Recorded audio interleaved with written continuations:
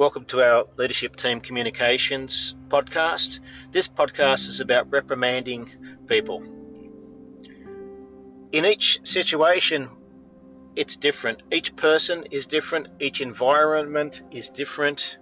Their skills are different. Their wills are different. There's so many differences between scenarios that we need to be aware of some of these, and that takes a little bit of training and a bit of knowledge. But I'd like to just share a little bit about a general approach to reprimand. The first step, I would say, as the most important step, is sit back as a leader and spend a few minutes on collecting your thoughts and what you want to achieve from going up to that person to reprimand them. The second point I would say is change the word reprimand. The words are powerful. If you change that to conversation, how does that feel? It's more approachable. And in the human content, we want the person to be in a place of psychological safety. You may not have heard of that term, but in HR or let's say Fair Work or WHS, we need to be aware of psychological safety. Pretty much that's about them being able to do what they need to do within the realms of the KPIs and whatever you've set up for the person, the way they are, as they are personally, as their character is, to be able to do their job by being themselves and not to be scared of someone reprimanding them. So how do we do this? Well, without an approach or without a system, it's fairly hard to do anything. In our business, we help business owners with systematic approaches to conversations and other areas of interpersonal intelligence, which lifts the whole game of the business up. So in this scenario of reprimand, and let's say a conversation, there's a few areas. Has this been a new occasion or is it an ongoing occasion? How long has the person been employed? How well do you know that person? Can you speak into their life?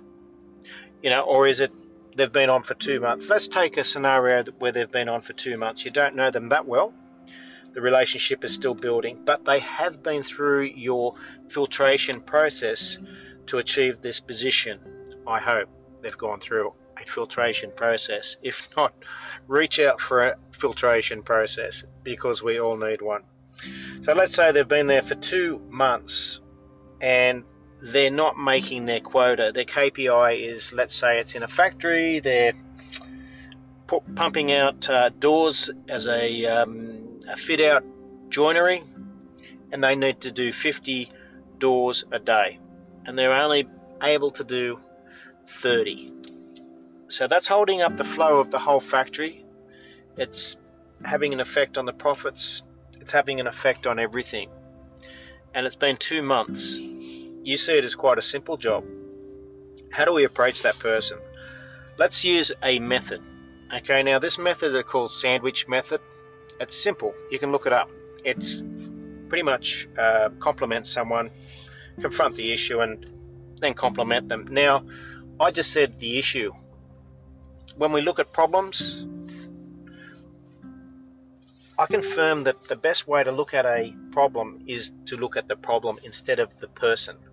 When we get personal, it can change things quite quickly. But if we keep focused on the issue, the problem, dislike what's happening about the problem, and ask the person about the problem and what's going on that's affecting that problem, then we've got something which is tangible to work on. So in the sandwich approach, we may compliment them, but don't compliment them if there's nothing that you can recognize that's good about what they're doing, because that's pretty much a lie. It's a manipulation, and they'll pick that up. But if you've seen them doing something good, catch them doing something good during the week, maybe before you do your confrontation with them. This will establish a little bit more of trust, so they know that you're not going to hammer them. They're not going to have to be scared of you, that they can speak honestly and openly. And that is the key, being able to speak honestly and openly, to be themselves. So when we approach them, we can compliment them, things that, been going good in those areas, but they need to know that there's a seriousness about what you're talking about, so they don't just think of, oh, I'm a good guy, I better fix that, but I'm a good guy. We don't want to compliment away the problem. We want to bring that up with them, and after we've engaged with them, we can talk about the problem as being serious, and it could have an effect on the career. What's happening with those cupboard doors being so slow that it's slowing down Natalie's ability to, put the knobs on, and it's affecting the flow of all the work that's following up behind, which is, taking away our profits. And this is a serious matter, so it needs to be fixed in the next few days. So where can I help you? What part of the process can I help you with? Is there something going on that we can resolve together? Okay, and that's the type of approach that we can take for a serious issue, challenge, what's going on. At the end of the day, if they're not doing anything that's matching your KPIs, then we can't really recognize them. We can have those conversations. We can try and compliment them, but it has to be realistic. So what can we do when they are not being able to be recognized? Well, my suggestion to you is to encourage them. Listen to them, talk with them, encourage them, and ask them, how could this process be made more efficiently? They're just a few tips. If you want more training on this, which it does take a little bit, but the fact is, training in these interpersonal, intelligent areas will transform not just your people, not just you as a leader, but it'll transform the business efficiencies and profits, and you'll retain your staff more, and then you will attract new people into a culture that they want to join too. I hope that's made a lot of sense to you. Talk to you on the next podcast.